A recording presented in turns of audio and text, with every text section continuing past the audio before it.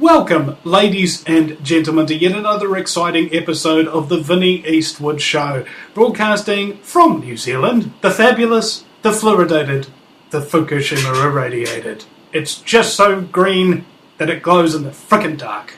And my very special guest today is none other than a man whose name rhymes with menace. It's Dennis.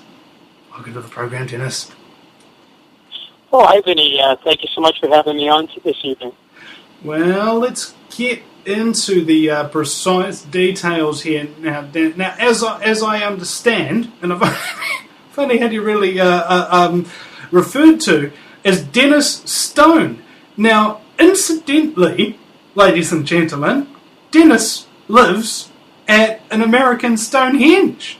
Is that just a coincidence, or did you get your name changed to Deep Hole or something like that? How'd you get into all of this, Dennis? Tell us who you are. Yeah,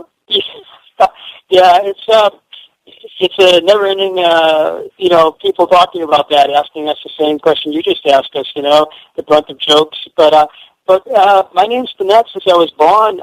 We think it's preordained, actually. Maybe it was meant to be. That our name is Stone, and it was my dad that got involved with this back in the 1950s. And back in those days, our site was known as Patty's Caves, but there was a magazine article, and they called it the Stonehenge of America back in 1959. So it's been a nickname for our museum for many years until we officially changed the name in 1983. But we do hear that all the time. I think it's probably just a coincidence. If you say so. Well, let's get into it then. What is the Stonehenge thing? Yeah, our site is located in, it's in New Hampshire. We're about 40 miles north of Boston, Massachusetts, so a very short drive from Boston. And we're located about 18 miles from the Atlantic Ocean. We're on a hill that's about 360 feet above sea level. And the site is comprised of about 110 acres, and it has stone chambers. It has underground cells. We have walls. We have standing stones, and it's quite a large site, but it's not the only site in the Northeast, but it's a very, very short drive from Boston. So it sounds like a sort of like an ancient replica of the Guantanamo Bay facility. Yeah. It is, yeah. The site is all comprised of stone structures that have very, very large roof slabs, which is not typical of what our forefathers were building in this area for the last, 400 years, basically. They built big stone foundations. They did build a lot of walls, but the site has these large roof slabs on them, and the walls are all dry stone construction. No cement was used in the original building of the site. But it's a pretty good-sized complex.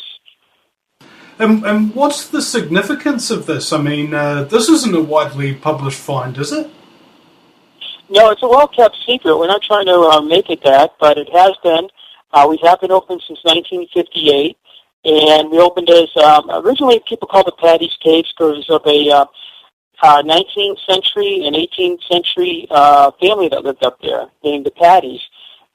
When my dad opened the place up to the public in 1958, they called it Mystery Hill, and that's actually the geological name of the hill today, Mystery Hill. But the business has changed, like I say, to America's Stonehenge, because the function of the site is very similar to Stonehenge in England and many of the ancient sites that align with the heavens, basically, sun, moon, and stars, and sometimes planets. But the significance is we think it's one of the oldest man-made stone constructions in North America. We have dated it back to about 4,000 years using radiocarbon-14. We started that dating technique back in 1967, and we took about 16 different carbon datings on the site. And we also did astronomical research starting in 1967. And about 10 years later, we sent the survey work of the walls and the standing stones to the Harvard-Smithsonian Center for Astrophysics in Cambridge, Massachusetts. And the result was that they said that this was used for astronomical viewing purposes for sunrise, sunset, moonrise, and moonset, etc., that the site doesn't quite work today. The alignments are off a little bit. However, they would work about 1800 BC, almost 4,000 years ago, which was the same time as the oldest carbon dating taken of the site. So that was a very interesting piece of information we obtained back in 1977, actually. This is a similar story across the known world, more or less, of ancient cultures of, pretty advanced technology, really. You have to be pretty onto it in order to navigate by the stars, take soundings, and know exactly where the sunrise and sunset's going to be. That requires a lot of astrological, knowledge, doesn't it? And this is everywhere. This is in New Zealand. This is in Australia. This is the whole planet. Thousands upon thousands of years ago, used to have like full-on trade routes and the whole 9 yards. Absolutely.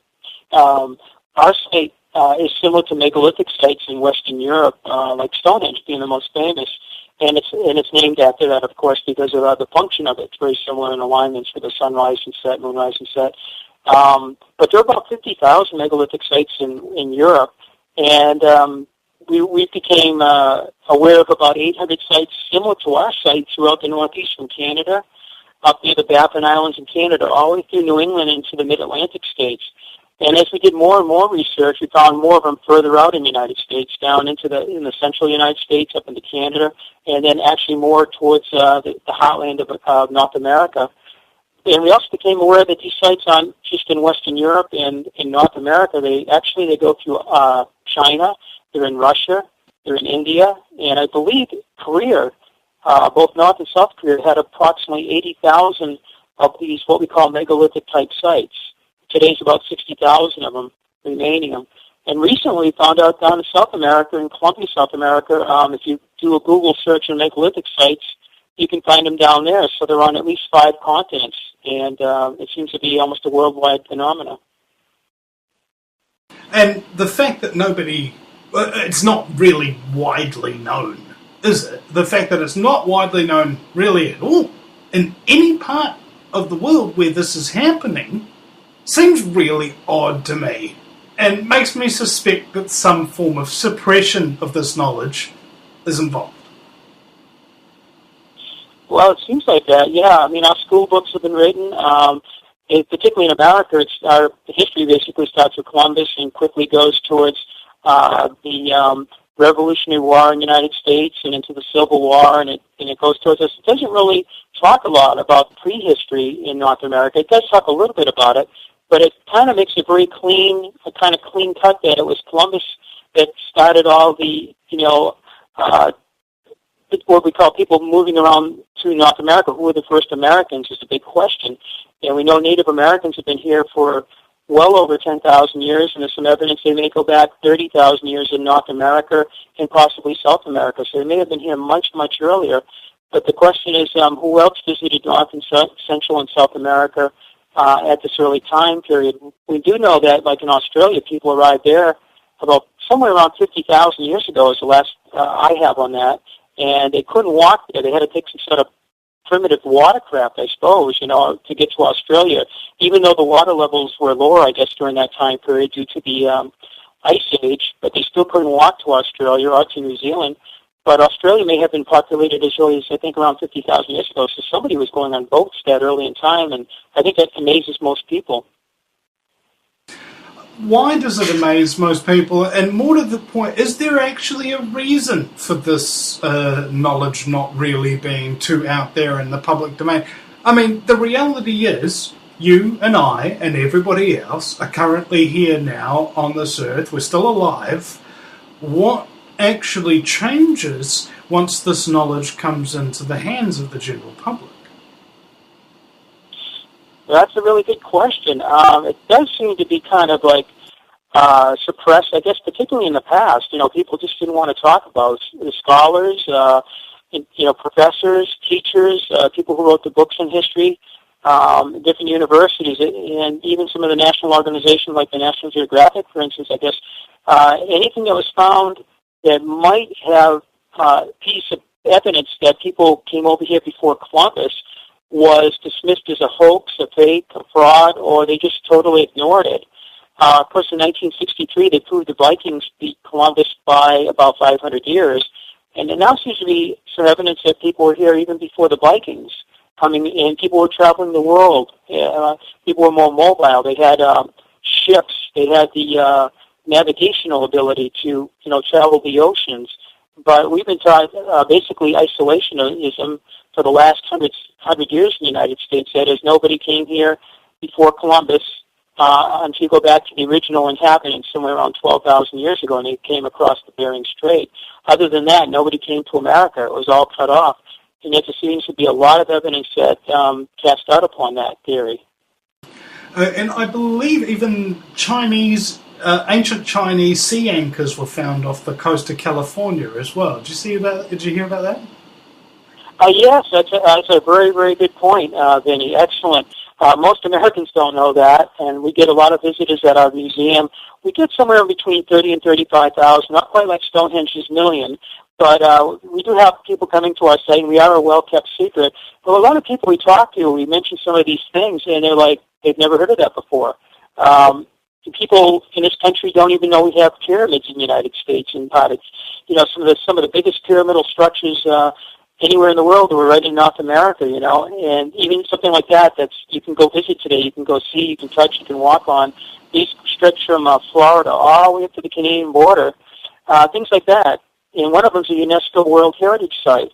But yes, Chinese anchors are off the West Coast, and I believe they found some of the Spanish when they first came along the West Coast of the United States. They found the hairless dog and also the naked-necked chicken. And I think more studies going to be done on that, but they seem to be Asiatic birds that somebody brought over before the time of Columbus and before the Spanish arrived, and they were on our shores already. So they're looking at plants, they're looking at animals, and a Chinese anchor is something I think is really, really interesting. The Chinese had some really huge ships around the time of Columbus. In fact, I saw a picture of one, a diagram, that Columbus ship could be it's so small compared to the Chinese junk, it could be used for a dinghy in the back. They were such large ocean-worthy vessels.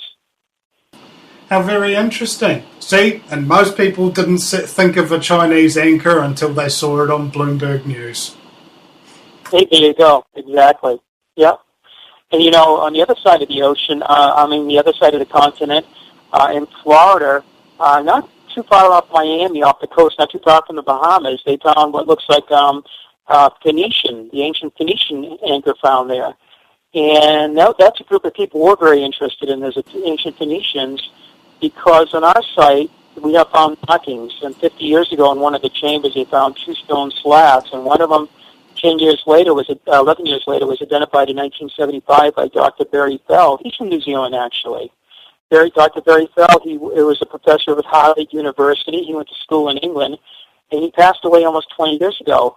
He was the head of a group called the Epigraphic Society, and the group is still going. It had about 1,100 members, I guess, at one time. He was a professor of invertebrate marine zoology, but his passion was ancient languages and ancient inscriptions. And I guess he could read about 15 or 16 ancient languages, and he could speak 7 modern-day languages. But what he found at our site was a Phoenician script, and also a Lydian script, and a Celtic script at our site. But not only at our site, but these type of script have been found from Maine, state of Maine, just north of us, all the way down to Brazil in South America. And so it's kind of like Hollywood in a way, or you've seen this kind of script before. Oh, I'm sorry, was that Vinny? It's kind of like Hollywood in a way, because you've already seen this kind of script before. Yeah, exactly, yeah. But Barry Feld was a New Zealand person, and he passed away, but he wrote several books, America BC, Cyber America, and Bronze Age America. And in these books, he explains what these inscriptions, he interprets them, and he also says where these people may have come from in the world. And basically, he said the script matches up with the type of script you find in Spain and Portugal. So he referred to it as like Iberian Punic, Iberian Celtic, and the Libyan also, even though we know where Libya is in North Africa. But the Iberian Peninsula, Spain and Portugal, is a melting pot. And there's many megalithic type sites there, in Portugal and Spain. And he felt they were there, and then they came from America from that point. It actually was a leaping point to America. And but that Chinese anchor was found in Florida not too long ago, actually. And then off the coast of Massachusetts, the biggest river that goes by our site is called the Merrimack River. And right near the mouth of that, they found a Phoenician coin about 3 years ago. They were putting a house in, and this coin came out of the soil. Well, what's that? What does that mean, though? I mean, if ancient America has been travelled to and visited by distant cultures that previously everybody believed had no contact with each other, and there's pyramids everywhere, right? And I know that there's probably a lot more pyramids than people have even discovered yet in the United States. And as evidence of this, I would cite the Pyramid of the Sun that was discovered in Bosnia, which is 700 feet tall. The tallest pyramid in the world, allegedly, was the Pyramid of Giza. That's like 500 feet tall. It's nothing. This one's gargantuan, covered in dirt and trees and everything, built up over tens of thousands of years. Everybody all just thought it was a hill. It was a freaking pyramid just sitting there. And it's my contention that they're everywhere. Abso-freaking-lutely everywhere. Across the entire planet. Every country, every continent, more or less. Within reason, of course, there's some island spit-sand nations that don't have a hill, that don't even have a hill of beans, let alone a pyramid. Under the water as well, all over the place. There used to be some kind of global society that used pyramids for a purpose. Some studies have, like in Russia, for example, they built a plastic pyramid. They've done some really interesting experiments with that stuff, man. You can put like a thimble of purified water in the pyramid for a couple of hours and then get a haemophiliac to drink that thimble of water and the haemophilia will disappear. Real freaky stuff, mate. There's magic in that stuff.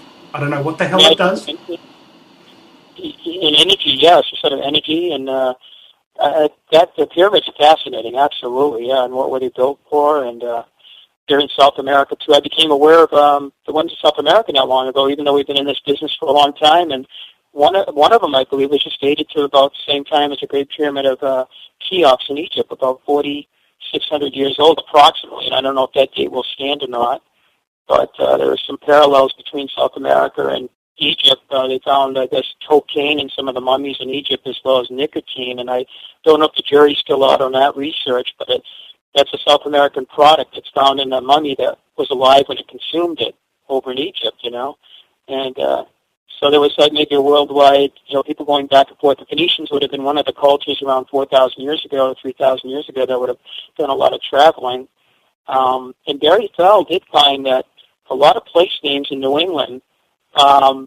mountains, rivers, valleys, and gorges, the Native Americans in this area spoke a language, Algonquin, and in the Algonquin language, these words have a certain meaning, like Merrimack River, Amistad River in New Hampshire, Mount Monadnock, and it goes on and on like that all throughout New England, all these different rivers and mountains.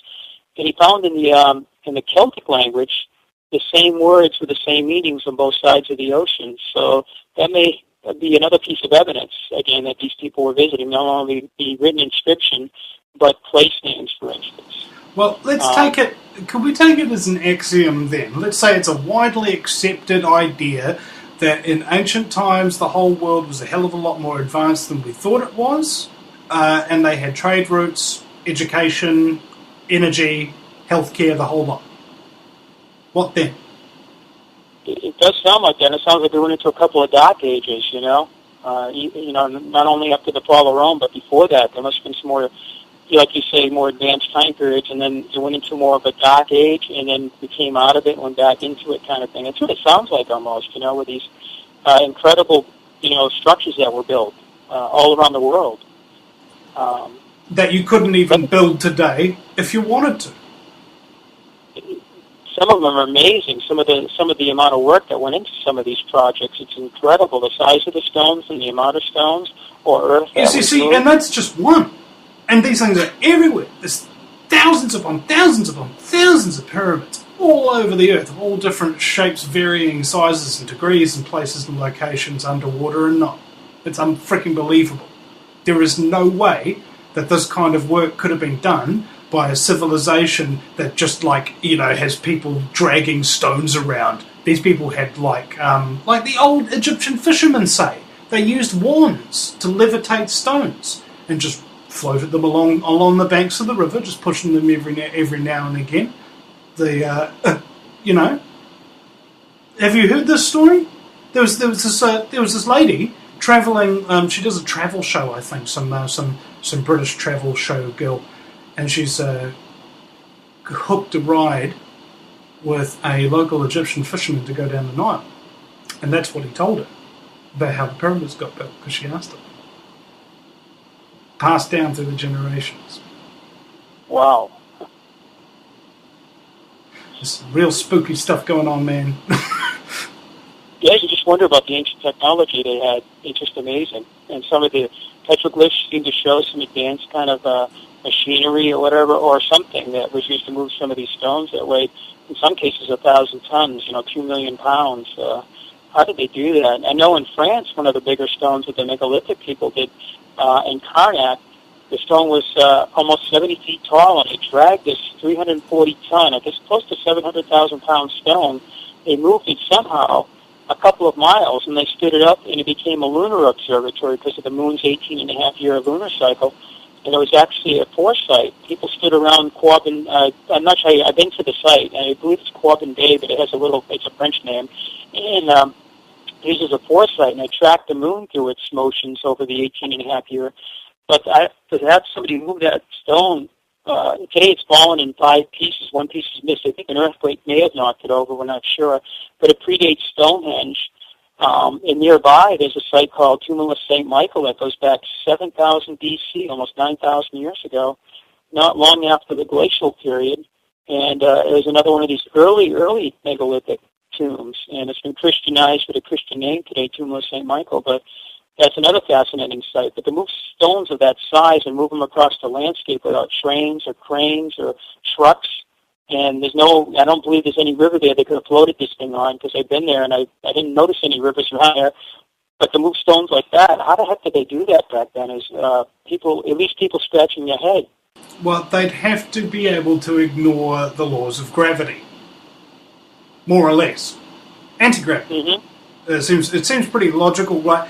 As soon as you eliminate the impossible, whatever remains, however implausible, must be the truth. This is the conclusion I've come to, that ancient society was more advanced than we are today. And there's plenty of archaeological evidence to support that claim.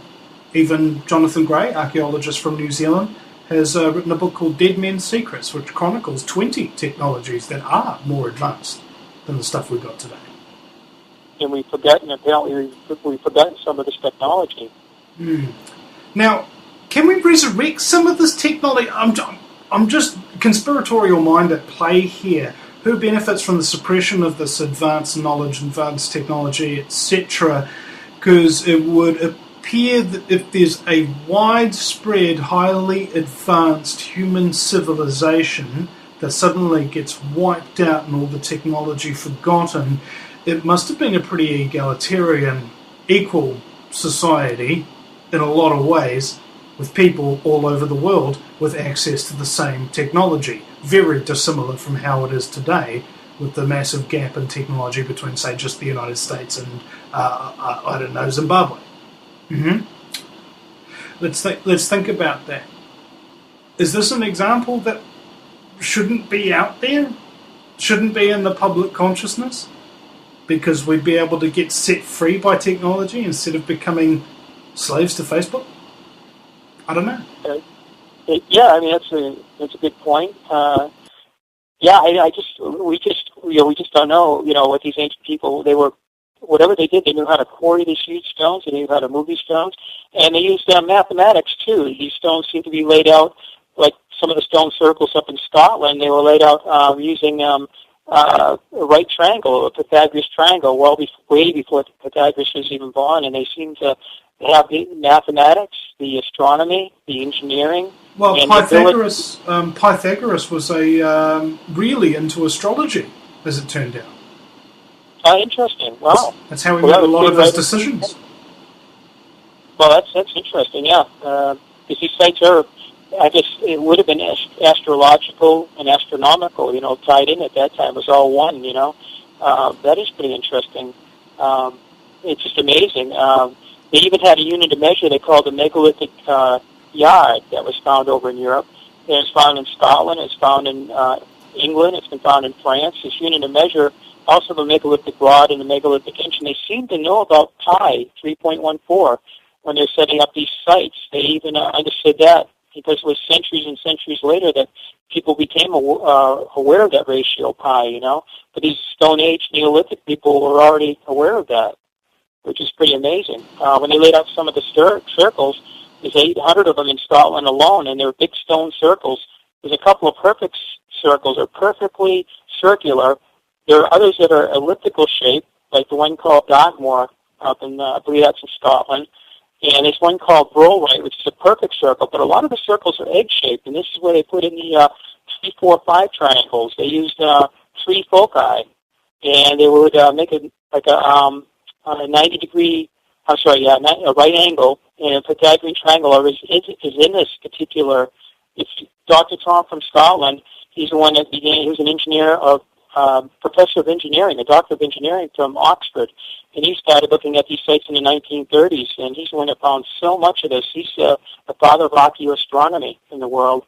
He passed away in 1984, and his son, we met both of them in Scotland. Alexander Tom took over, Dr. Alexander Tom, and they found that these people were very, very, these people were brilliant, and they understood the motions of the stars, they understood mathematics, and they knew how to survey these sites precisely. It's amazing. And then they had the units and measure called the megalithic inch, megalithic yard, megalithic rod. And these measurements are found all over Europe, actually. So these people were traveling great distances. And that unit of measure was moving around Europe. And we have found the megalithic yard on this side of the ocean also. An entire society, a global society, that was living in one with nature on a mathematical, scientifically proven basis. A harmony, a balance. Speaking of the pyramids as well, there was a Chinese pyramid, I think, that was demolished. And the Chinese believe that pyramids, quote-unquote, balance the Earth's chi. After they demolished this one pyramid, the entire area was hit with the worst storm they'd seen in hundreds of years. And it didn't stop for several months. Wow. It's like, so theoretically speaking, all the pyramids that are on Earth today are basically there holding the Earth stable together. Now, considering the planet's in such a state of flux at the moment, perhaps pyramids themselves and the replication there of such, apparently you can't make them with steel, otherwise they don't work, might indeed be a solution to a lot of the problems we've got today. We've got a lot of health problems, energy problems, climate problems, blah, blah, blah, blah. Don't we? What do you reckon? I could be wrong. I don't know. Yeah, they seem to be, I guess they might have been in more harmony with nature and the laws of nature and the universe. They certainly were very, very observant people to that. I know there's a thing called sacred geometry, and some people believe these sites are set up in certain parts of the world, and they were put up where, I guess, where the concentration of this energy is. I'm not fully aware, I'm not fully knowledgeable about this. I've read quite a few stories about this, and I know that's kind of what Alfred Watkins back well over 100 years ago, and he noticed some of these sites were in line with one another in Europe, in England, and he called them ley lines. And then I think people have gone beyond that today, around a whole worldwide thing where these sites are set up in certain points around the world, and that's where the Earth energy is at the greatest, I guess. And they try to tap into that, they try to amplify that energy, and maybe pyramids do the same thing. One thing my son found is that my son's an engineer also, just like my dad was. He was an engineer at AT&T Bell Laboratories. I went into the aviation world professionally. I'm a pilot. And my son's went into the engineering, just like my dad. He's a mechanical engineer. And he was looking at some of the sites that go beyond our site. We took Google Earth, and he went like on a summer solstice sunrise. He went on some of the other astronomical alignments. And in the 1970s, one of our researchers named Bird, he kind of did the same thing, but he did not have computers. He did not have Google Earth or the maps back then. It had to be done, a lot of it had to be done by just holding a map and then drawing lines and then driving to these places. Now you can use Google Earth, and you can just zoom right into these places and see what the terrain looks like. And it's getting so good, you can actually see structures on the ground. It's amazing technology. But my son went beyond it, and there are some other sites in New England that do align with our particular site. But he went 3,200 miles on the summer solstice sunrise, and that line went right through the large triathlon at Stonehenge, right through the center of it. And when we saw that, we said, wow, that's pretty interesting. We never knew that. That was discovered just about 2 years ago this month. And if you continue that line, it ends up in Beirut, Lebanon, actually. We think it's really interesting. It gave us goosebumps. We don't know what to make of it, but he continued that research, and he went off some of the other alignments, like the south alignment goes right down by Machu Picchu in South America. The winter solstice alignment goes over where Teotihuacan is in Mexico. And to the east, on the equinox sunrise, it goes over the Azores at one of the great pyramids in the Azores. I forget the name of it, but it goes right by there. And these are all World Heritage sites, and they're on our alignments. And it could be coincidental, but it looks more than that, because it seems to be, if it's coincidental, it's a heck of a coincidence. Dennis Stone is my guest, ladies and gentlemen. You're listening to the Vinnie Eastwood Show. We are listeners supported. Please go to thevinnieeastwoodshow.com and check out the subscribe and donation buttons there from PayPal. It is preferable, of course, if you're capable and you're in New Zealand, or if you're smart enough to rig up those international money transfer thingies. I can't do it. I can't expect to tell you how to do it. You might be one of those bright people. But use the bank account that's available there. The old Kiwi bank account is on the homepage, thevinnieeastwoodshow.com, Vinnie with a Y, because it's the most important question, and Eastwood doesn't go ahead. Make more news. We'll be right back. Welcome back, ladies and gentlemen, to the Vinnie Eastwood Show, broadcasting from New Zealand, the wonderful little island-chained paradise in the sunny slave South Pacific. It's gosh dang beautiful. No, seriously, I may joke, I may tell you bad things about New Zealand, but it really is quite beautiful, especially on those cool, crisp, cloudless mornings where there's only one chemtrail going from horizon to horizon. My very special guest is Dennis Stone, who incidentally is a specialist in stone-made objects. Would that call you a would we call you a stoner, perhaps? Or does that have negative connotations? Well, you call me stone. Don't take me for granted, I guess. That's the old thing we say up in New England. You should go down to his museum, ladies and gentlemen, and get stoned. You know? Yeah. And we have rock concerts up there, too, so... Hey, I'm sure the Whalers might be keen on coming back. Not the Jamaican ones, the Norwegian ones. Because they earlier settled America, with the Vikingness. Anyway, bad joke. Ladies and gentlemen, by the way, my jokes are so bad that they're good. Okay, or at least I'd like to think so. Or at least I'd like to hope so. Okay, they're just bad. Moving on. We were talking about a global society and pyramids and trade routes, travel, etc. And wondering what kind of relevance it has to today's society. I was, in fact, pondering this, and you might be able to fill in the gaps for me. What if important lessons were to be told by ancient humanity on how to maintain an environment without destroying it and be able to live in relative peace and harmony in a technologically advanced society. If those lessons were there, I think we could probably use them right about now. Don't you think? Well, we do know that the ancient people, the megalithic builders, they were toying for thousands and thousands of years of existence, before, I guess it kind of changed during the Bronze Age. They started building these gigantic, monuments, like Stonehenge, for instance, and they changed their ways. And some people have done a lot of study on this, and it looks like they changed to, with the Bronze Age tools, they themselves changed, and they began building less of these monuments and more, I guess, forts. I think it was a little bit more about, warfare in some instances, I guess.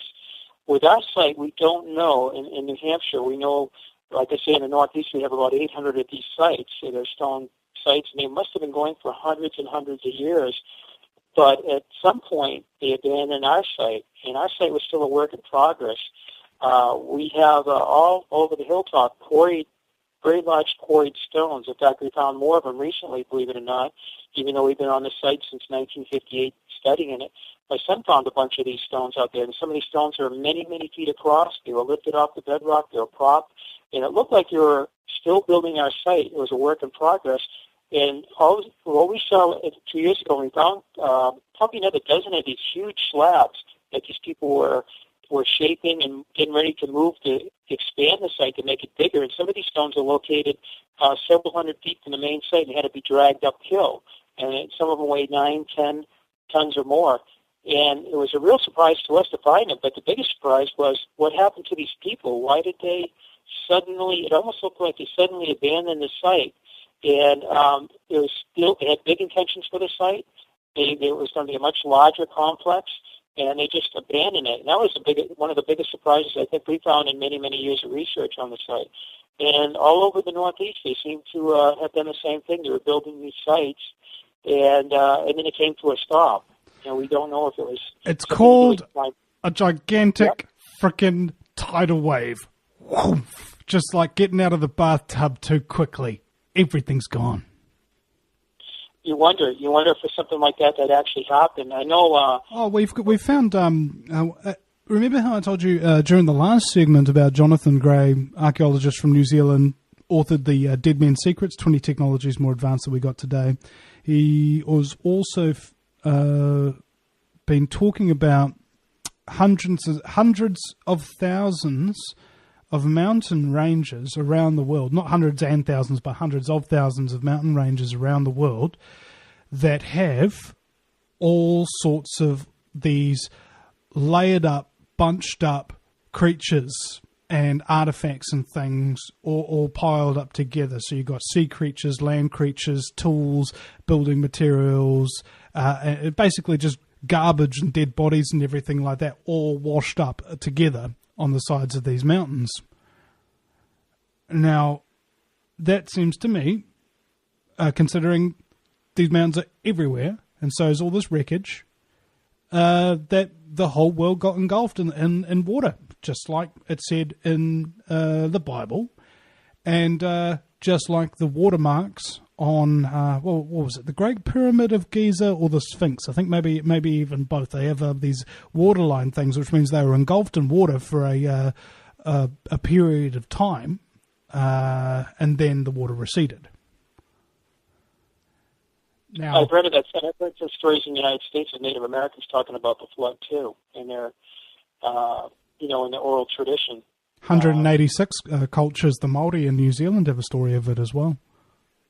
Well, isn't it interesting how the one thing that every civilization can remember is the end of their civilization? It seems to be a universal story, that the flood story, whether it's in the Bible or over in this continent. I think in South America I read too, where they talk about the flood too, so it seems to be kind of a worldwide thing. Something recorded in the past that happened. But it seems like these things came to a sudden stop almost. That's what it appears, for the information we have today anyway. So that is interesting. Apparently, it's the reason for the tilt. We've got a 23.5 degree angular tilt on the planet. What Jonathan Gray alleges is that some form of foreign body, probably large comet or asteroid or something of that nature, came very close to the Earth and threw off its gravity field or whatever it is and tilted it on its side. And as it tilted, you know how when you're doing stretches, you'll tilt over to the side and suddenly you feel a lot more weight and pressure on your midsection when you're doing your stretches, when you're going from side to side sort of thing. Mm-hmm. It was like that, except half a planet crushing down on it.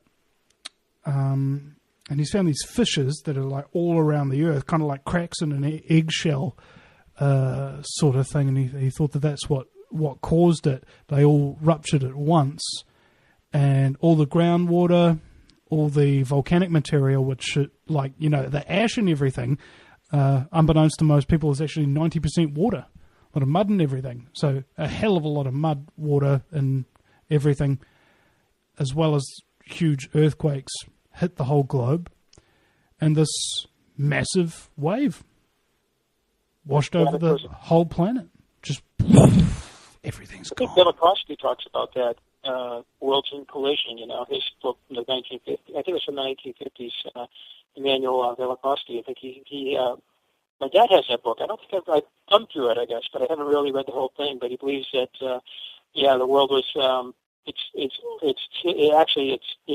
tilted, or it was because of a planet going by. And it's been a long time since I read that, but it was kind of interesting. But Worlds in Collision was the name of his book, I think.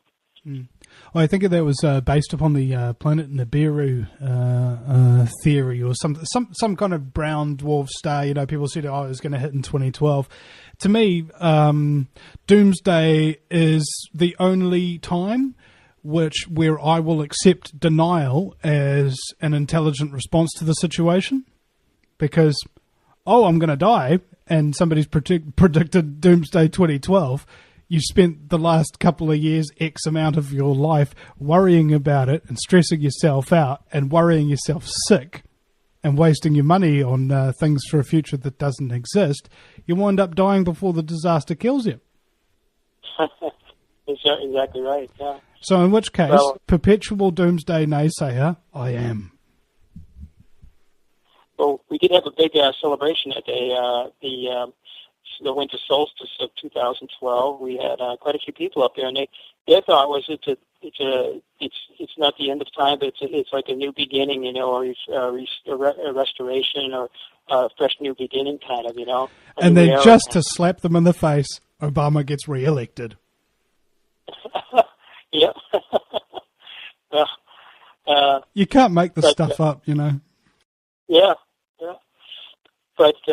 Yeah, we do have a lot to do with astronomy, at our site, as they do at many sites around the world, you know, and it seemed to be something they were quite interested in. Our site is basically laid north and south. It was lined with the celestial north pole of the Earth, and then true south, and east and west, because that's the equinox. And then we have the quarter days, summer, winter, spring, and fall, and then we have the cross quarter days. We have, like, August 1st, February 1st, May 1st, and November 1st. Some of these are ancient Celtic, actually the four are ancient Celtic holidays and ancient European holidays. And then we have the moon cycle, and the moon goes through its 18.5-year cycle. And we have, according to the Harvard-Smithsonian Center for Astrophysics, we have 24 star alignments. Some of the helical sunrises, like they do at some of the other sites around the world, where they would watch a star coming up, and the sun will come up a moment before it. And it actually helps to predict the season, actually. And these people were probably, involved with the earliest megalithic people were, obviously they weren't just chasing game around the countryside. I think you mentioned that earlier. They had a more advanced civilization than that. And at the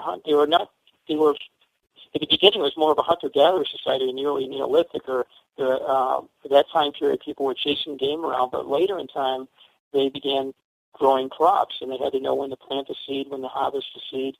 But the early people, even the hunter-gatherers, had to know when the animals were migrating, so that was very, very important. And our site takes care of all of that. It actually tracks time. And we have, like I say, 24 star alignments according to the Harvard-Smithsonian. We're still investigating those, though. We need more study on that. We had a professor who was a doctor of astronomy from Penn State College in Pennsylvania, and he was coming up doing a lot of the investigation, and he unfortunately got a heart attack. He passed away about 10 years ago, and he was just getting involved with the whole thing and researching the star alignments. But the other sites in New England have similar alignments too, so these people are very, very interested in the heavens. Now, can we ask as well, there's many references to heaven in the Bible, but you look up by heavens or anything like that in the dictionary, they're always talking about the stars, right? Mm-hmm. And what some historians, like these ancient alien historians and all of these kind of people that have been studying the Nazca lines and etc., believe is that the reason why we had this advanced civilization so many eons ago that we haven't been able to replicate as yet is because it was given to us. Right, exactly. Well, I mean, it's there's just 200 billion stars in the Milky Way, and there's 100 billion galaxies. A lot of the scholars and mainstream astronomers and other scientists scoffed at the idea that people visited this Earth, when I grew up. And now it's starting to change a little bit. They're starting to say, you know what, there's probably, millions of civilizations out there possibly. And they keep finding new planets that could support life. And now they're talking about, well, if these were, many, many years in advance of us, thousands of years or even more than us, maybe they could travel across the great distances and they could have visited the Earth. So it seems to be going, full circle. I mean, people are starting to say, well, maybe people did come here and visit the Earth, and I just remember all the skepticism when I grew up about that. Hell, you talked about even the Vatican has come out about it lately. Oh, yes, absolutely. Yeah, exactly. They did something about it a year or two ago. They were talking about it, I think. Yeah, something like, if they came here, that we'd welcome them all as space brothers or something like that, like out of... I don't know. Yeah, that's right. I remember that, yes. And even, I think President Reagan in front of the United Nations talked about, imagine if another, alien civilization was going to attack us, how we'd all, come together very quickly, set aside all our differences. And I think it's some other more recent president. I'm not sure if it was who it was. Somebody recently did the same thing. I don't know if it was Obama or somebody else. I don't know if it was Bush, but somebody did the same thing. They said the same kind of, they had the same kind of response, so they know something we don't know. You wonder what the president or the leaders of our, of our nations know, something that we don't know about. They just don't want to tell us. They're frightened too many people, maybe. By the way, ladies and gentlemen, Vinnie Eastwood does not endorse the wild speculations that Vinnie Eastwood even says himself. Just a disclaimer there. Because I'm sorry to interrupt, but this show goes into some very, very strange territory indeed on a daily basis. Is there a benefit to delving into the strange on a daily basis, or is it detrimental to your frickin' mental health? I've been pondering this lately. What do you reckon? I don't know. I think it's fun. Pondering the mysterious. I think Einstein said that's the most beautiful thing in the world is the mysterious, and that's what our site is about, and many, many other sites in the world. We just don't know. There's so many questions, about these ancient sites and what mankind was like back then. And so much has been lost to us. And now we're starting to find out about these sites with modern technology and people looking, people talking about it like we're doing right now. Most people in the world aren't aware of these ancient sites, which is really a shame. It's to do with the education system, I guess. I hope people are interested in this. It seems once they hear about it, they get real fascinated about it. We did meet, I don't know if you've ever heard of Betty Hill, Bonnie and Betty Hill, The Interrupted Journey. It took place in the 1960s. No, I'm sorry. I was born in 1985. So you're young. Well, they did an NBC special over here on TV. It was called The Interrupted Journey. This couple, they came back from Montreal, Canada, back in 1961, heading back to Portsmouth, New Hampshire, where they lived. And they're going to the White Mountains in New Hampshire, which is not too far from where I'm at. they saw this object in the sky, and they both became very, very concerned, very scared eventually, and it was in the middle of the night. And after this episode, they about 1967, they went to see a psychologist because they were both having nightmares for the last several years about this event. They had similar nightmares, and it was very frightening to both of them. And under hypnosis, separately, they came up with the same story, basically, that once they saw this light, they went off the side of the road, and this object got near them and actually landed. And then they were both taken aboard this UFO, and they were both examined, and she had a needle stuck in her and everything. And at one point, one of the UFO, aliens showed her a star map, and she remembered that and drew it out under hypnosis around 1967. It was a Boston hypnosis, it's kind of well known. And for about 5 years, until 1972, nobody, astronomers said, well, we don't know what this is. We don't recognize this constellation. By 1972, science had advanced, astronomy had advanced, and they actually were able to identify that particular constellation. So it seems like the story might be plausible. Bonnie died in 1960. Her husband died in 1967, but we met her about 1974, and she remained friends with my mom for many, many years. And she was on the Art Bell show, Coast to Coast, over here, which I guess goes worldwide too. But she was on many, many different shows. But she was portrayed by the actress. I'm trying to think. Bonnie was portrayed by James Earl Jones, and Estelle Parsons played Betty. So, it was an NBC special 40 years ago this year, got on primetime TV and everything. And we knew her until she passed away about 10 years ago. And it was just one of those, encounters of the third kind, I guess. And it was one of the most famous and, one that really, set that, that whole stage where people encountering aliens in person, and being abducted, I guess. It was one of the first abductee tales, I guess. Well, certainly not one of the first abductee tales, but maybe one of the first widely publicized because... I think you're right, yeah. It's probably the most public, yeah. It got a lot of exposure, I think, I think you're right. It was probably not the first, but yeah. Well, I was just also wondering about this because abduction happens all over the world, right? I remember seeing a documentary at some point. What did they say? Abductions for the rest of the planet are something like 150 to 250, or 500 or 1,000, something not that high, right? Abduction reportings around the world. But in the US, it's something like 10 or 20,000 abduction stories a year. Wow. And what this documentary alleged is that I think it was Eisenhower had some kind of alleged meeting with the aliens in the 40s or something. It's where a lot of our advanced age comes from, more or less. A treaty with them.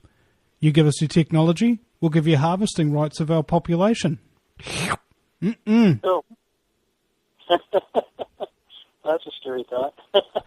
Allegedly, I mean, see, I wouldn't discount the government's ability to use the people and sell them off like livestock, because as we all should well know by now, our birth certificates have tracking numbers on them that you can look up on the New York Stock Exchange while you're still alive. We literally are live traded stock already. Well, I think there's a show called The Twilight Zone, Rod Serling. It was in the 1950s and 60s, and there was a show that was like that, where the people were being harvested. They thought they were going to go on a nice vacation to this planet, and it turns out, I think that was one of the early black and white TV shows. There's a great show. It's a classic, that series with Rod Serling, The Twilight Zone, but I think that was one of them where the people thought they were going, and then when they got on the UFO and they started leaving planet Earth, they realized they were on somebody's menu. They actually were able to, I guess, identify what the symbology or whatever it was. It wasn't they're going to go on a nice vacation. They were going to be somebody's food. And it was such a classic. It's pretty funny. Yeah. But Rod Serling actually did a show on us called The Unexplained in 1970. He showed the pyramids. It was a 1-hour NBC special, and they showed us, and they showed pyramids. They showed Stonehenge, Easter Island, and then some of the other sites around the world that are just very mysterious. And that was one of the first times you got on national TV. And that year we were up at the World's Fair. The remains of the World's Fair were in Montreal, a pavilion called Strange, Strange World. And there was a guy called Ivan Sanderson, and every now and then he's on TV. He died back in the 1970s. His group was called the Society Investigation of the Unknown, SITU, and my dad was a member of that. And we met him, and he lived in New Jersey, and he was on radio doing WOR in New York City, and he was on a TV show quite often.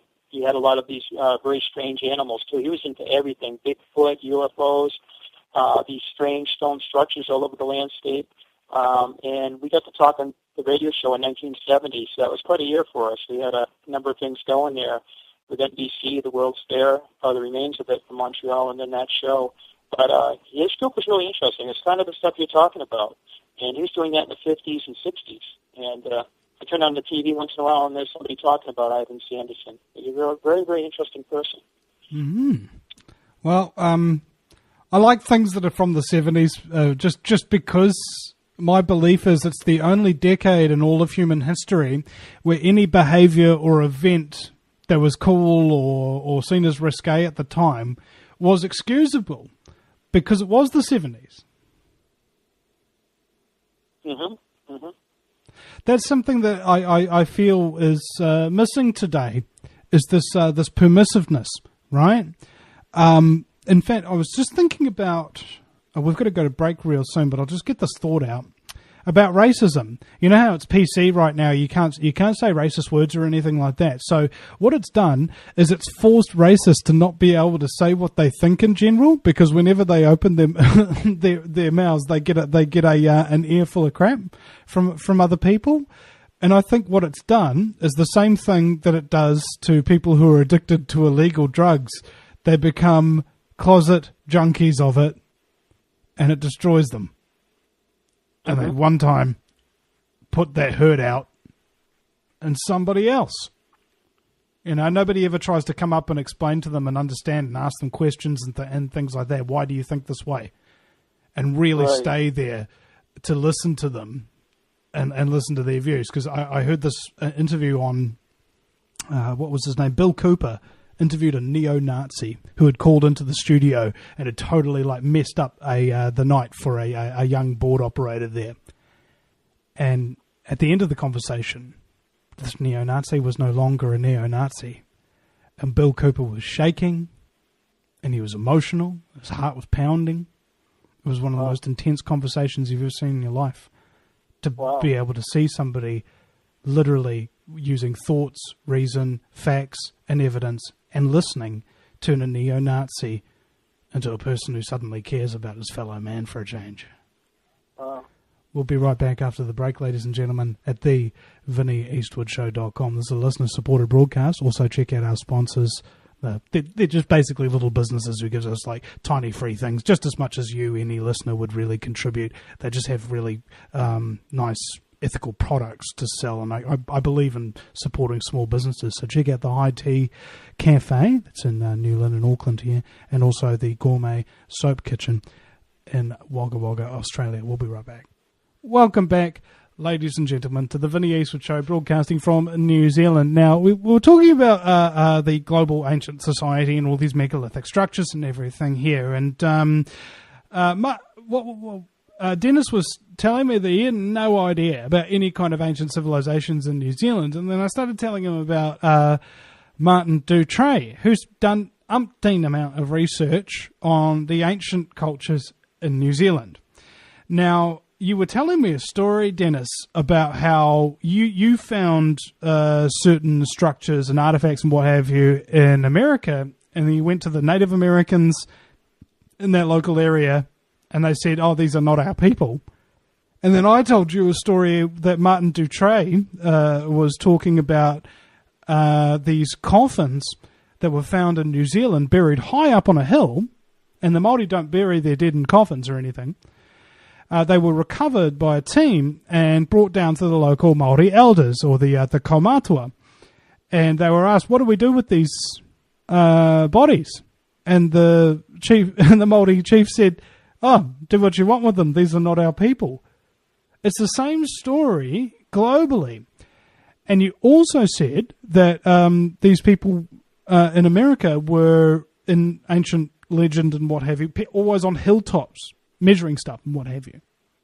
And some of the oral traditions from these elder Māori say that when they were arriving, when their people were arriving in New Zealand, they saw these people all over the hilltops taking their measurements, etc., etc., and they nicknamed them the surveyors. And apparently they taught the Māori a heck of a lot before they ate them. Allegedly. They may have also just migrated. I don't know. But isn't it interesting how the exact same stories from different cultures have almost the exact same wordings, right? Even though they're separated by thousands of years and thousands of miles. It is really interesting. Yeah, that's exactly right. Yeah, it sounds like the same story we heard over here, the same kind of story.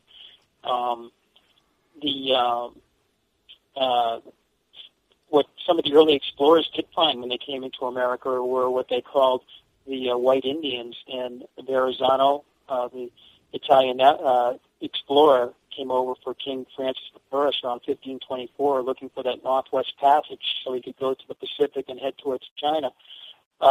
He went along the North Carolina Outer Banks and went past Chesapeake Bay and the Delaware Bay right into New York Harbor where the Verrazano Narrows Bridge is today. A beautiful, beautiful bridge.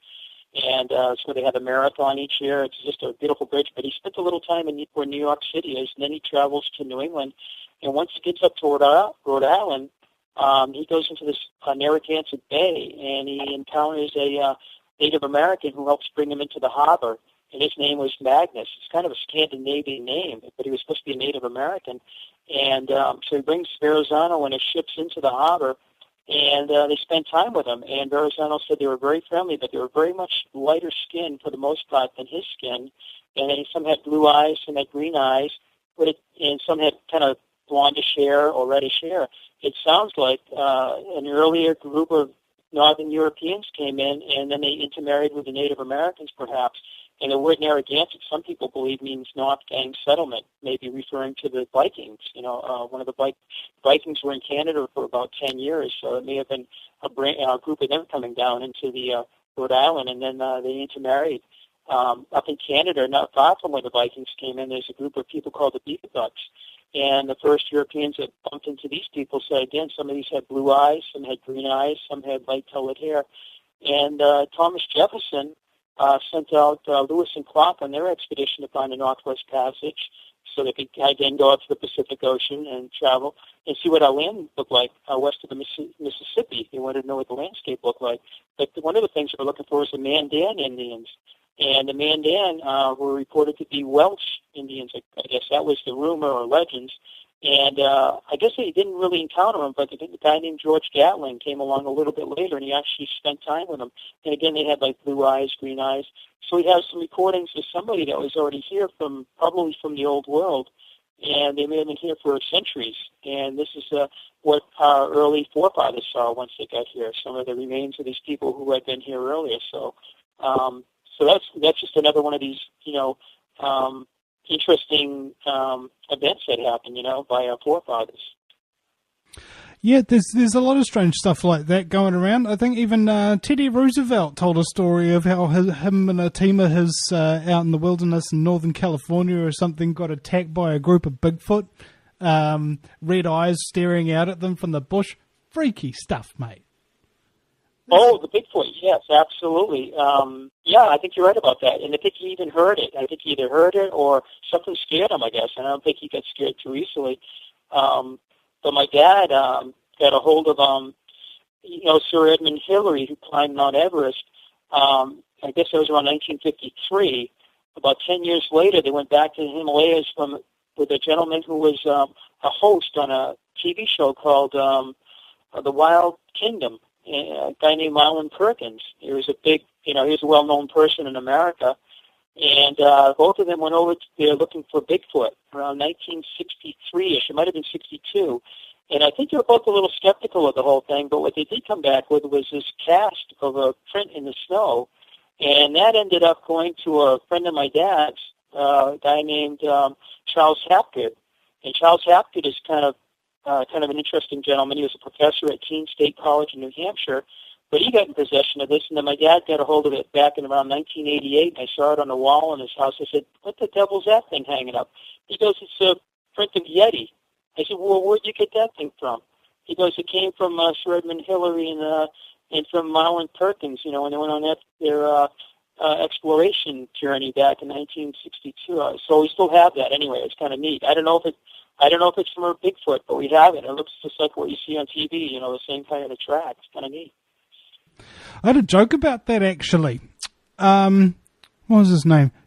You know how the mafia used to work, how the Dons would never actually communicate directly with any other part of the organized crime organization. They'd have representatives called consiglieres. Sounds vaguely familiar. Yeah. So I came up with a joke for it. What do you call an abominable snowman that works for the mafia? I don't know. A consigliere. Oh, I should get that one. That's cute.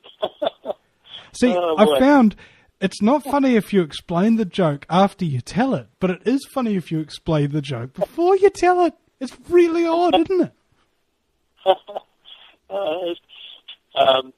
The Yeti, that's pretty windy, because in this country we have the Bigfoot, and there's supposedly others in Florida, reports of that, and different other places in the world.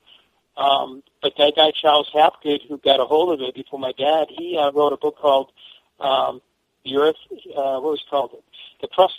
Earth's Crustal Displacement, I think it was. And Albert Einstein actually did the endorsement in the book. It's one of the few books that Albert Einstein actually ever wrote, and it actually supported the book. And they referred to that in the film, the big blockbuster film 2012, and that's what actually destroyed the Earth in that film. Oh, I think so. Yeah, and I think they mentioned Charles Hapgood's name in that movie. I think. Oh no, they did. They did Albert Einstein, but it was actually the work of Charles Hapgood, and it was his students that got involved. Well, he said, what was it? It's called Earth Crust Displacement. I'm quoting here. I've seen the film a number of times. It's called Earth Crust Displacement Theory. Professor Charles Hapgood came up with it in 1952. That's right. Einstein did support it. There we go. He did support. Yeah, absolutely. That's right. I was off by a year, and he was a great friend of my dad's, and that's because that's where that Yeti track come from. But back around 50 years ago, Charles Hapgood also predicted that before we found the inscriptions and everything at the site, that the Phoenicians had an involvement with our site. And it kind of turns out he may have been correct, where the inscriptions were found back in 64, a couple of years after he predicted that. But he was very, very well versed in Phoenician and some of the ancient cultures, and the Minoan civilization, for instance, who I guess were very close to the Phoenicians. But he was very well read and everything, and his students were involved with all his projects. And it's kind of neat that Albert Einstein actually endorsed, I guess, it supported his book there. That's pretty neat. Dennis, you'll have to forgive my ignorance, but I'm not 100% sure if somebody asked me to define what a Venetian is or where Venetia is. Oh, the Phoenicians, yeah. The Phoenicians they're the Canaanites. They would probably refer to themselves as the Canaanites. You'll probably have to define the Canaanites as well, because to me that just sounds like a cane furniture salesman. Right, yeah. Well, they were great merchants, that's for sure. The Phoenicians were called the Phoenicians by the Greeks, meaning the purple people. The Romans referred to them as Punic,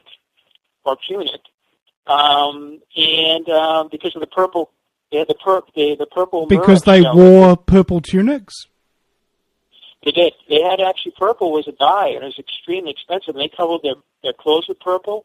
I mean, they dyed their girls. There's one Phoenician merchant that was so wealthy, he was like a Billy Gates of his day, that he had a sail done in purple, but it was from a murex shell, and it was extremely precious and extremely expensive.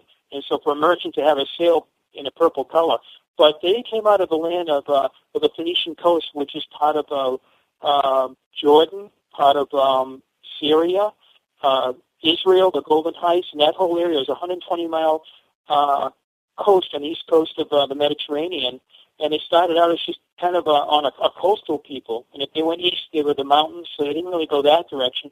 They went towards the Mediterranean Sea, and they were fishermen. And eventually they were sailors, they were merchants, and they set up 50 cities around the Mediterranean and outside the Gates of Hercules. Carthage was one of the most famous cities that they set up. And I guess there's a woman involved with that. I forget the name, the whole story of that. But it meant the new city, Marseille, France. They were in Malta, which we visited a number of years ago. And I remember in Malta they said that the name comes from the Phoenicians. They were in Cadiz, Spain, or Gades, Spain. And they believed they had gone up to the British Isles to bring back tin from Cornwall area of England. And there were a couple other sources, too, where they got tin, they mixed that with copper, and you have the Bronze Age. But they give us a 22-letter alphabet that many people, like the Greeks, eventually used. The Romans used it. And today we have the Roman Etruscan alphabet. But it actually comes from the ancient Phoenicians. They had a 22-letter alphabet with no vowels. And then the Greeks added vowels to change some of the letters around. But I also believe the words, phonetic and phonics come from the Phoenician. But they didn't want to use the Egyptian hieroglyphics because they're so complex and very sophisticated that they had to develop their own alphabet, and they used that for trading purposes to make mostly record keeping. They didn't really write much about themselves, but they were very closely aligned with the Minoan civilization also. And the Phoenicians actually went around Africa in around 600 BC for a pharaoh from Egypt named Necho. And the King Solomon's temple, if it existed, they say King Hiram from Tyre sent down Hiram of Dith, and he was one of the first masons, and he helped build that temple to Solomon, King Solomon's temple. And so there's a long, supposedly, legacy going back to the Phoenicians as being some of the ancient master masons, So the Phoenician culture really, it even affects us today. The Carthaginians actually had an assembly line when they were fighting Rome in the Punic Wars, so the Carthaginian Wars. They had an assembly line well before Henry IV did, and they built all the little parts for the ship. They seasoned them, and they put them together. And Rome couldn't believe how quickly they could rebuild their boats, once they were sunk or damaged. And then Rome tried to copy that, but they didn't season the wood, and some of their ships had some problems once the wood started drying. It would, it would twist and everything. But the Phoenicians were quite a culture, and we have found Phoenician writing from Maine all the way down to Brazil, along with the Celtic and the Libyan writing also. Wow. I didn't know that. Are these people by chance really good at staying secret and everything, like staying in the dark? Is this where Phoenician blinds come from? I'm sorry, I missed that. I'm sorry, Benny. Is this where Phoenician blinds come from? Well, those might be Venetian with a V. This is Venetian with a P, with a PH. I know. I was making an incredibly lame joke. I missed that one. I'm sorry, it went right over my head. The connection was a little bad. I'll blame it on that. Yeah. Blame it on. Don't blame it on the sunrise. Blame it on the boogie. So it's a Phoenician joke. I don't know if they were into jokes, but the Phoenicians definitely were great sailors. They would sail at night, and that Phoenician anchor was found off Florida, as I mentioned earlier, and they had ships that would hold at least 200 tons. They could hold, some of the ships held over 200 people on them. And, Columbus had like 75 people on 3 ships. Their ships are very small compared to the Phoenician ships. They were quite, I guess, ocean-worthy. And they also had their warfare, the battleships, if you will, when they were fighting Rome. But the Phoenician cargo ships are huge, I guess. It's coming to the head now, where I believe ancient cultures actually have more to teach us than our cultural leaders do today. Have you noticed that our culture's kind of going on a downward trend, and the best ideas that we could possibly come up with died out thousands of years ago? I know, you worry about that. You see the fall of Rome and the fall of other civilizations. You wonder where we're at right now. And But as far as teaching, my dad always said you can learn from history. You know, you can't learn from the future, but you can learn from the history. And I don't think they teach history in schools too well. At least in our country, it's been really sad. You know, they're not doing that. Just basic history. You know, and we have a lot of kids come through on tours. You know, we give them we have an archaeological simulator, and we do a little briefing before they go into the. We have a archaeological simulator to get in there and actually do a dig. We ask them some questions too and have them raise their hands and answer questions. And the kids want to learn and they're so cool, but it's just like even the parents are surprised at some of the things, you know, we talk about, like most of them don't understand, you know, that we have these pyramidal structures in North America. And you say, where's the nearest pyramids? And it's always Egypt. And then we have these animals on display at our museum. They're called alpacas. They look like a small llama. And we say, what do they look like? And they say, well, like a llama. And I said, how about a bigger animal? And they said, well, maybe a giraffe. Well, that's not the same family. How about another type of animal, a camel? I said, where did they think the camels came from originally? Egypt. You know, Egypt gets the blame for everything. And it actually, North America, we have some of the biggest pyramids, like you were saying. Not the biggest. I think Bosnia mentioned one of the biggest. But the camels are from North America, and they're here for 45 million years, and this is their ancestral home. So all the camels in the world originated here, along with the llamas. So from Florida, not far from Disney World, they find llama bones and camel bones all the way up to the Arctic Circle. And about 3 million years ago, they began migrating across the Bering Strait into Russia and then down into South America. And these animals that we have on display are a domesticated version of those. But North America had the pyramids, and we had the camels too, you know. And the teachers, the teachers and parents, if I didn't work at our museum and we weren't involved with it, I'd probably be totally ignorant of that too. It's just kind of sad that people aren't aware of any of that. It's kind of interesting things. Mm. Well, I think awareness is is almost like a dying art form to a degree, kind of like common sense, which is why I've now renamed it Platinum Sense. It's extremely hard to find. It's not too common, I guess. And it's rather valuable. It is. It is, really, yeah. They say science is, they always talk about science. You know, in our site we talk about that, observation, comparison, experimentation. I say, but you have to have a little common sense and a little bit of imagination and a bit of an open mind too, with these type of sites, And that's what it takes, You can't be, closed-minded about the whole thing, And that's what people need to be in order to discover new things, I don't think people read those motivational posters that they had up in high school, the mind's like a parachute, it works best when it's open. Nobody listened to that poster, bro.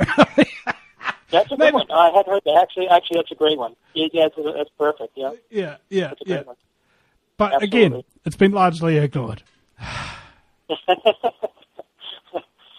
But there's so much out there to be discovered, and I'm still learning. Like I was talking to you about New Zealand and Australia. I mean, I've been in this since I've been a kid in the 50s, and I'm still trying to learn about different places where these, just things like, did Australia have some ancient sites? In New Zealand, it's still, even with our modern technology, I've done some Google searches and books, and they don't seem to get much, unfortunately, they don't get much attention down there, not on this side of the world anyway. Is that right? Now, speaking of sides of the world, we are moving into a global society, whether or not people want to believe it, into a world government. Now, I'm not 100% sure what your position is on this, or even if you're totally aware of this phenomenon of how we're all going to be kind of UN Agenda 21 slaves under a corporatocracy government for the global New World Order kind of thing. It seems almost like if you were to take the lessons of history in the past and everything that was there, and you use advanced technology to create a global society that can be managed really easily and everybody can be surveilled and tracked and everything at all the same time, and you more or less move humans off the land.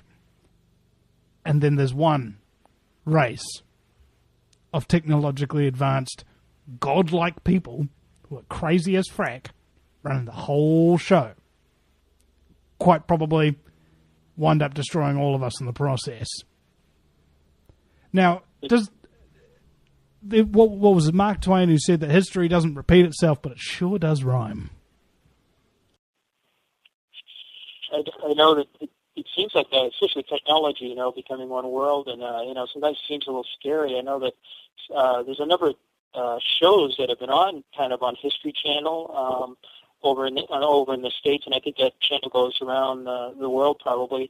And one of the gentlemen that's done a show on us called America on Earth talked about that, about the one world society, possibly the Freemasons, or maybe it was another group. And it was interesting. He's done a couple episodes that kind of touched upon that.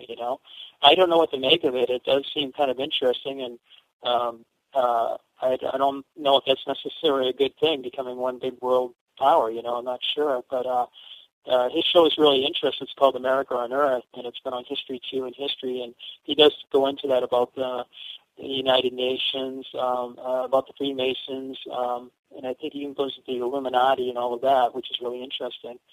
But, I don't know what to make of it, to be honest with you. Now, it occurs to me that although we are living in a world that is, I guess, kind of getting worse on a daily basis, despite that fact, we're also discovering a lot of things.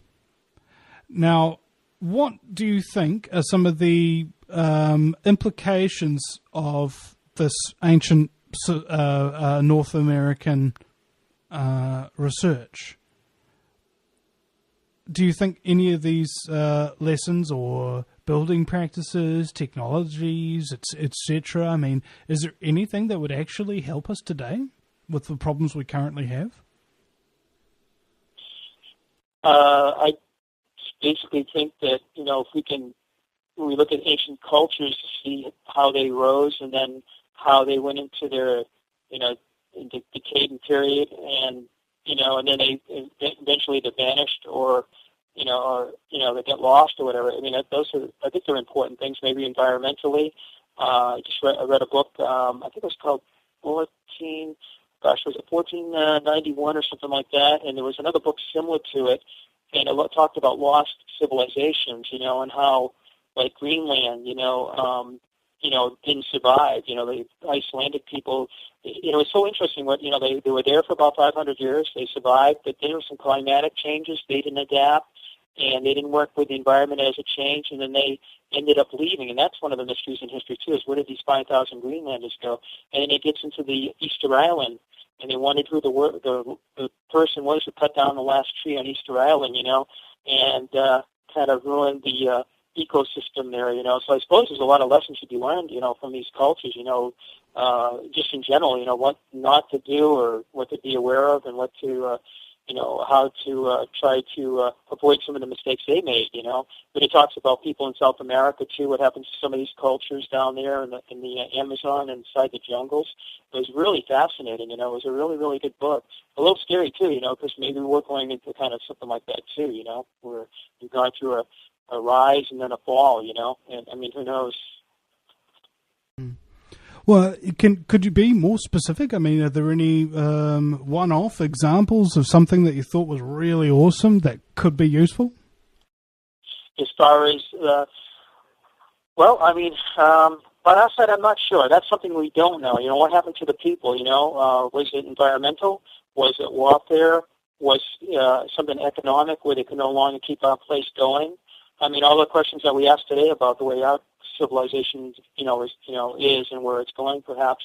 But like I mentioned in that book, it does talk about some of the things that, some of the mistakes they made, in using up all the resources, and even in the southwest part of the United States, the Southwest Native Americans, they had some of the most beautiful buildings they built in the Southwest. They built irrigation ditches, they built roads, they built canals, but they're not even sure, with all the research and study, they're not sure what happened, but they abandoned these beautiful, the Southwest, the cliff dwellers like Mesa Verde, they abandoned some of these sites after so many years, and what they think it might have been is climatic and the inability for people to adapt, to that. It changed quickly, and maybe something we have to be aware of that, I mean, there's maybe our climate's changing. I mean, it does go through changes, and then using up the resources, that was a big thing, too. They were using up the resources without too much regard, I guess, to doing that, and then they found themselves in trouble, and then they either moved on or a lot of them died, they weren't they got malnourished, they got diseases, that kind of thing. So that was one of the books I read that was really fascinating. But back to our site, we just don't know. It's like you're building our site, and there's other New England sites too, and then they abandon these sites, and it's like, what the devil happened? What triggered that, or was it multiple things triggering that? But it almost seems like it happened kind of quickly, and we could be wrong about that. But they had this big project, and then boom, this culture we call a lithic culture, a stone building culture, just goes away or something, So, but I don't know if I can answer your question specifically. Well, in that case, sometimes things should be known about, not necessarily because there's any practical benefit, but because it's actually very, very interesting. And it's a mystery. Absolutely, yep. Can I ask you, is there anything in particular that really fascinates you about this? But we're coming to break, actually. So I want to come back and continue along that vein and talk about something specific that really, truly fascinates you. Maybe even something that you don't talk about very often because you're afraid that people might judge you for it. We'll be back in just a few minutes, folks. Don't you go anywhere. Welcome back, ladies and gentlemen. It's the final segment with Dennis Stone. Now, we were talking earlier in a previous segment about it, kind of like your last name, seeing as you and your family are all interested in Stonehenge and whatnot, seems quite synchronistic. And the question I was going to ask you about is there any particular sites or discoveries, etc., that got you fascinated? And what we found was that it's actually pretty much everything in general about the topic that is fascinating. So it's in fact the introduction to the topic and your family's history with it, how they got involved, that is the source of the fascination that I'd like you to explain, if you would, Dennis. Yes, Vinny. Well, it's just what we're doing right now. It was a radio talk show back around 1955 on Boston, one of the biggest stations in Boston. It was an AM station. My dad used to listen to it up in Labrador when he was with the Coast Guard in the early 1950s. You could hear it way up there. And it was a show on Friday nights. It was called Yankee Yawns. Alton Hall Blackington was the talk show host. And they talk about a lot of different subjects. I'm sure, like you do, Vinny, all sorts of neat subjects, interesting subjects. But one of them, that particular night he was listening, was all about the site we call America's Stonehenge today. And my dad had never heard of it. He lived only about 8 miles away from the place, and he was unaware of it. And the show was fascinating him, and because he was always interested in Native Americans, Columbus, Lee Erickson, with the Vikings. He was interested in history in general. And if he had only known it when he was up in Labrador, he could have gone and visited where the Vikings landed at Lonzo Meadow in Newfoundland. He wasn't that far away, and he did visit Newfoundland a couple times. But it was 10 years later that they actually discovered that, in 1963. And it was a group called the Early Sites Foundation and the National Geographic, which the Early Sites Foundation is a group that worked on our site, too. From 1954 to 1964, that group existed. But my dad was just intrigued by this radio show. And later in the summer, they talked about our site again, so we got a second airing on that radio station in Boston, Massachusetts. And around the same time, he picked up a magazine at a barber shop, and it was called New Hampshire Profile. It was a 3-year-old magazine just sitting in the barber shop, and he picked it up, read it, and it was a whole story about the same thing, this place we call America's Stonehenge. And the barber said, you can have the magazine if you want. My dad took it. And that weekend, my aunt and uncle and a couple other people used to play cards on Saturday night, like they played Jim Rumney or poker or something like that. And my dad put the magazine on the table and said, "Anybody ever hear of this place?"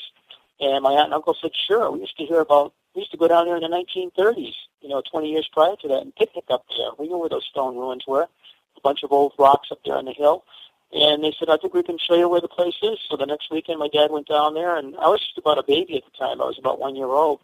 And my sister hadn't been born yet, so I guess I stayed with my grandparents, and the 4 of them went down there. They found the place, and when my dad went into the site, he came out a while later, and they said, "What do you think?" He goes, "I think I'd like to own this place someday, research it, and open it to the public." And my mom said, "I think you got rocks in your head," or something like that.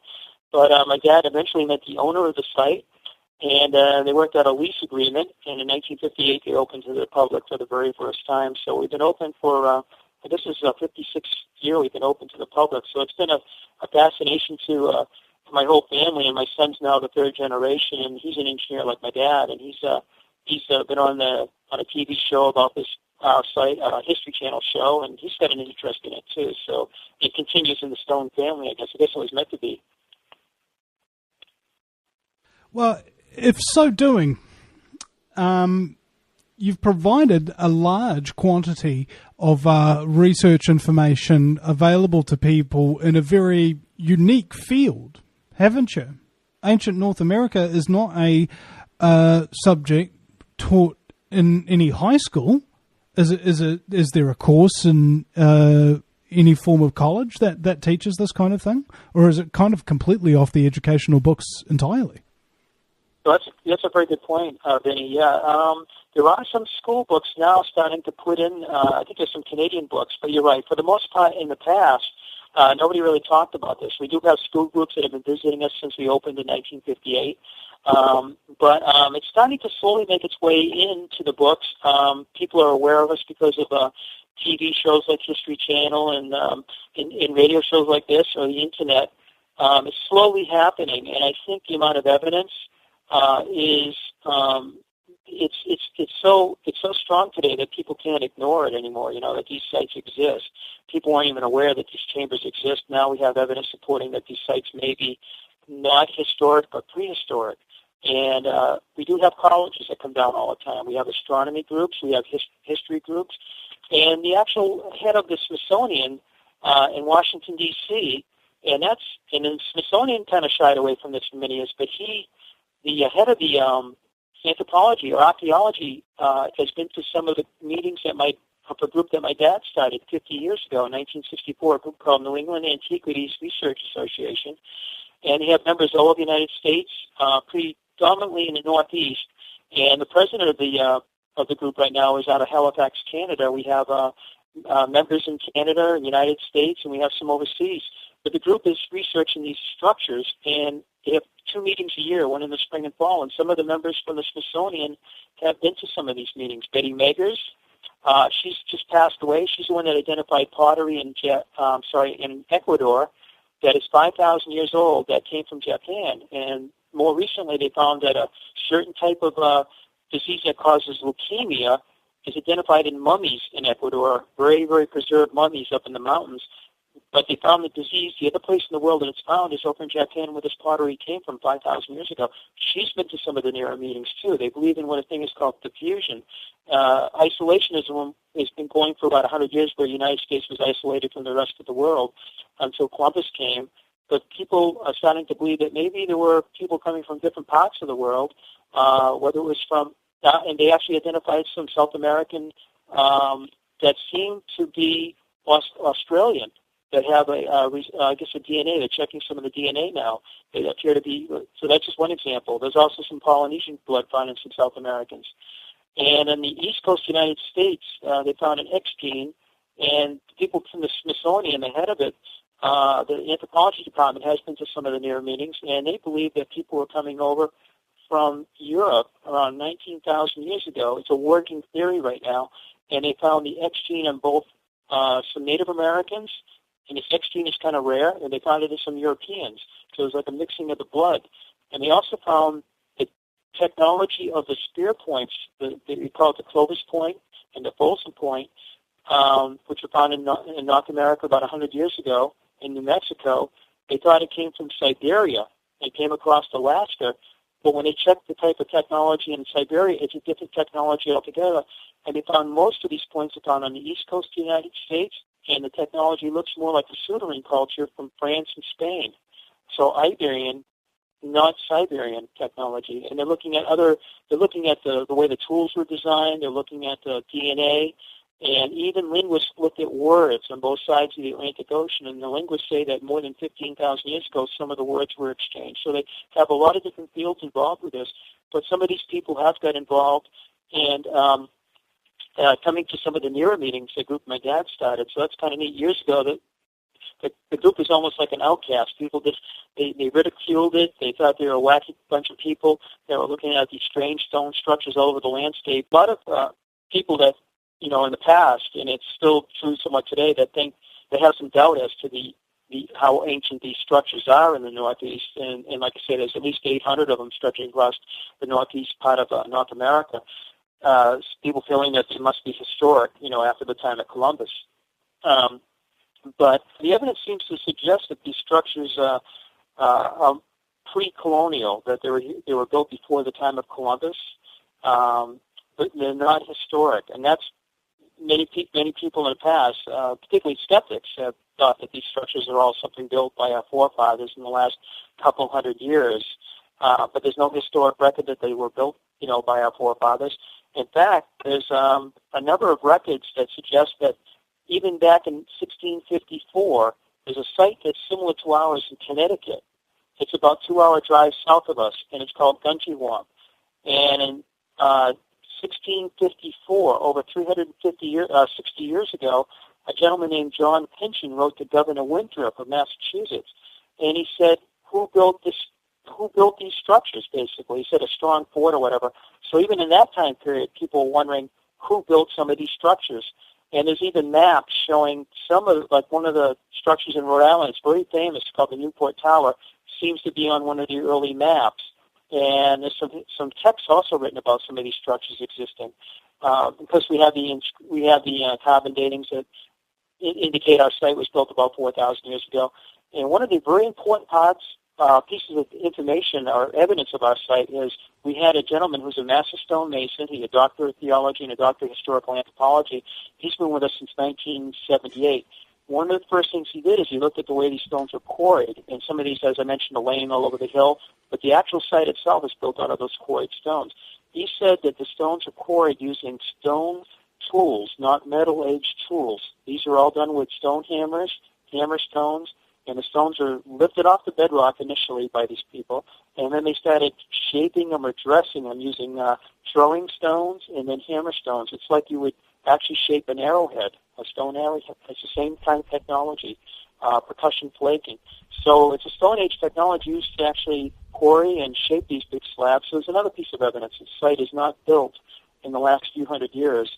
It was built, we believe, around 4,000 years ago. So we don't think it's a colonial or post-colonial time period that the site was built. How very fascinating. Now, in New Zealand, the reason why there's a... Oh, in fact, you may have experienced this, I can't be sure. In New Zealand, Martin Dutre, who we spoke about earlier, gets called a racist or a neo-Nazi or something of that nature for daring to say that there is evidence for civilizations in New Zealand before them. Mostly because, and this is my suspicion and the suspicion of other people who are also called racist, of course, there is a quote-unquote brown elite, just like the regular Rothschild elite and everything like that suppress Māori and suck all the money off of them, who are involved in this thing called treaty claims industry, line their own rich, wealthy pockets, and leave the rest of the people, their people, out in the cold. Does that happen at all in America? Are there any kind of like Native American compensation for getting their land stolen or getting their people killed or something like that might be threatened by pre-Indian civilizations or something of that nature? Well, that's a good, interesting question. The only thing I can think of is back in the late 90s on the Columbia River up in Washington State on the northwest part of the United States, some people watching hydroplane races on the Columbia River. These two gentlemen happened to look down at one point. I guess they were walking along and they saw some skulls, some bones, I guess. And they thought, oh my God, look at that, So they called, local authorities, and they thought it might be something fairly recent. And the authorities got there, and the police got there, and they treated it as maybe a homicide site or whatever, something fairly recent. And then they realized along the way that it might be something older, so I believe they got involved with the archaeologists, and they removed these bones, and eventually they dated them back, I believe it was 7,000 B.C., and it's called the Kennewick Man. And it got kind of political because they wanted to do more study on this, but they did actually do kind of a reconstruction of what they found enough bones and enough skeleton in the skull to actually recreate what the person would have looked like. So they had enough skull bone mass, I guess, left. And it looks like a guy named Patrick Stewart, the actor that was on Star Trek from the 1980s. It looks so much like his face. It looked kind of Caucasoid, not Mongoloid. So I guess you get kind of political about that. And they found that anything more than 7,000 years BC looks more Caucasoid in shape than Mongoloid. I have a little bit of Native American in me. I have a small amount of Canadian Native American in me, so I can be sympathetic to either. I don't care about the politics.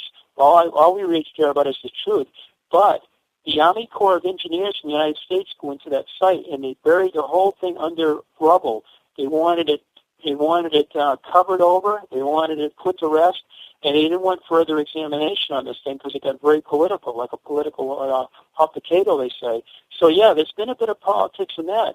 But this skeleton may have not had any tribal affiliation with the present-day Native Americans, which, if they did, that's fine. But it doesn't seem to be the same people, and they wanted to do some DNA testing on it.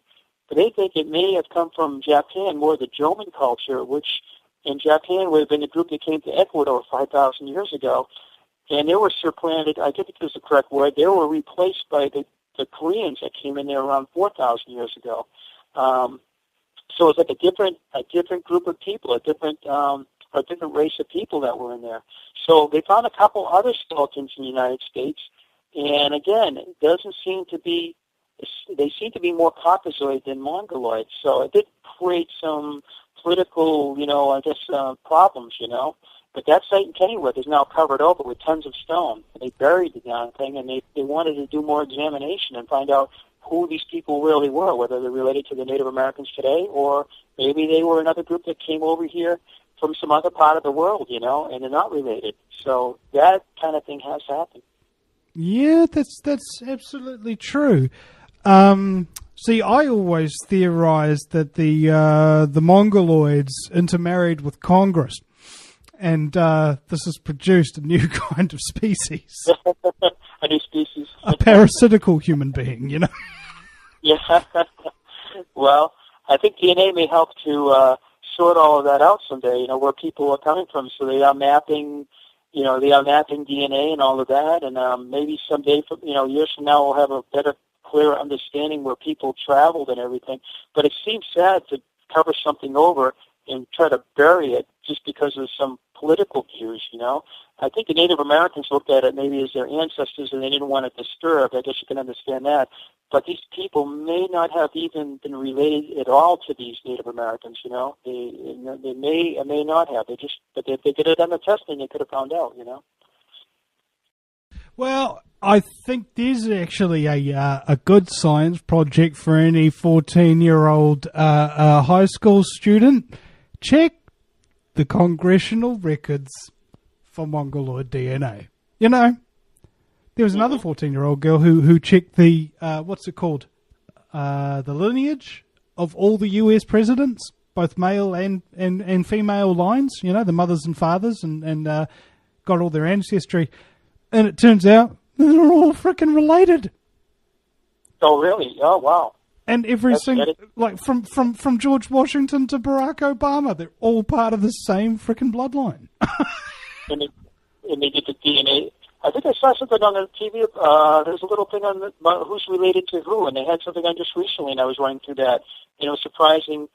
Some of the royalty related to somebody else, and I'm like, geez, that's kind of interesting. And it's all this DNA stuff, and they're finding out different peoples are related, and that is interesting. I know that's going to be a big tool, though, for the future in archaeology, If people did come to into Australia, and or to South America or North America, where these people came from, and who they are, I wonder just how much an election matters these days when knowledge like this comes into the forefront. You know what I'm saying? Well, and the other thing we found, too, is the Vikings may have left behind some cats. And when the first people came into the state of Maine, they found these cats that looked like a raccoon because they're two different species, they can't mate, but they said, gee, it looks like a raccoon cat. And my dad had two of them. They're a really nice cat. And if you Google Maine coon cat, it's a state of Maine. It's their official cat. They did DNA tests, and they found that the nearest relative is a Norwegian shorthair. And the Vikings, one of the only groups that would allow cats on the ship. I guess most sailors are very superstitious of cats. I guess I never knew that, but sailors didn't like cats on the boat. But the Vikings would have them on. They keep away the rats, the mice, and all the other vermin. And when they got to the New World, they may have made it right into Maine, where there is Viking writings. And it was the place called Pompton Beach. There are some inscriptions that were found around 1971 there. And they found what looked like sod houses, but the cat that were found by the early settlers is still around. Like I say, my dad's had a couple of Maine coon cats. They think they were a Viking cat that got off the ship and mated with a cat that's now extinct in Maine. So it's a hybrid cat, but it's actually a Viking cat. And the Vikings made it into Massachusetts. They mention a elbow of land. It sounds like Cape Cod, Massachusetts. They found mooring holes like the Vikings made, and they found a Viking axe head. And when the Pilgrims came over in 1620, they landed in Provincetown at the end of the elbow of land, and they dug what they thought was corn in the ground put there by Native Americans, and they found the remains of some bodies, actually human bodies in the sand, pretty well preserved, and the hair was a very kind of like a blondish hair, very light-colored hair. So, who were these people, So were they Viking or are they somebody later? But so DNA is going to be a big thing, I think, someday. It will be. Dennis Stone has been my guest. Ladies and gentlemen, you can check out his website, StonehengeUSA.com. That's StonehengeUSA.com. Dennis, is there any final words or things you'd like to tell the audience? Perhaps you need some money, or a product you need to whip out there at the last available minute? Oh, we appreciate all your money you send. We really appreciate that. But if any of your listeners and guests, they ever make it into our part of the world, to North America, please come by. We're open every day of the week. Our website is StonehengeUSA.com. And I'd like to thank Mark Eddy for making this, possible, and thank all you guests for listening to us this evening. But we do have some projects going on, and hopefully we'll find out more about our site. And again, if you ever come to America, please come and visit us. We're very Boston gets a lot of in New York City. I think I see the airlines from Qantas come up, and I'm trying to remember if I see a New Zealand airline come into Kennedy Airport. We're not that far away from New York City either. It's just a couple hours drive up the road. So if you ever come over here, please come and visit our site. And also, ladies and gentlemen, bear in mind, visit my site too. It's the VinnyEastwoodshow.com, Vinny with a Y, and Eastwood as in go ahead, make my news. There's a new PayPal account there, so if you're currently subscribed and you haven't received the email reminder from me, you probably want to cancel those subscriptions into that old PayPal account because that'll be frozen for a good 9 months. PayPal does this every year, asking me to prove that I'm a charitable organisation when I have a merchant account. Because I can't prove that I'm a charitable organisation, because I'm not. I can't sell products or something. It's weird. So it's easier just to get a new email and a new PayPal account and tell them, 2 letters, mate. F-U. Thank you very much. We'll see you again. That was quite a negative offshot of the show. Ladies and gentlemen, smiles, happiness, and joy, etc., etc. The Vinny Eastwood Show. We'll see you again sometime. Thank you, Dennis, very much for your time.